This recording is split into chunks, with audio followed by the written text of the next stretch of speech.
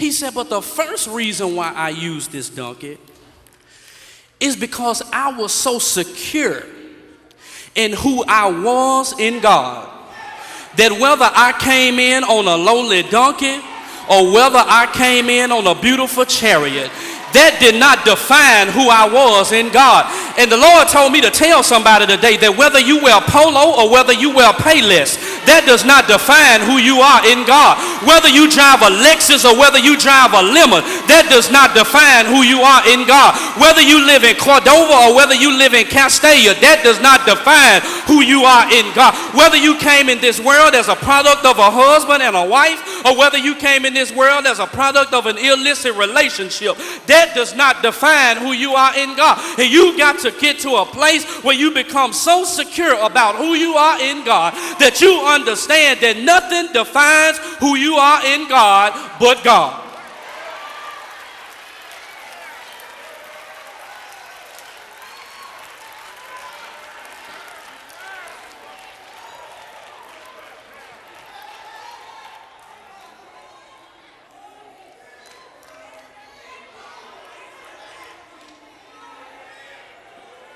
Now watch this. He said the second reason why I use this donkey is because I was clearing up a worldwide misunderstanding. You see, many folks think God needs perfect preachers to preach a perfect gospel. Most folks think God needs perfect workers to do a perfect work. Some folks think that God needs perfect people to do work in a perfect kingdom. God said, but I was cutting out some of the excuses that some of us make. I know you had a child out of wedlock, but God can still use you. I know you got some hang-ups and some hold-ups, but God can still use you.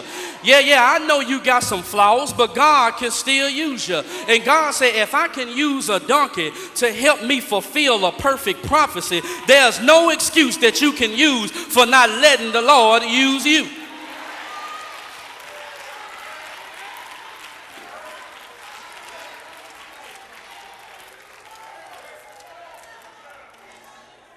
He said, but the third reason, and I'm out of here.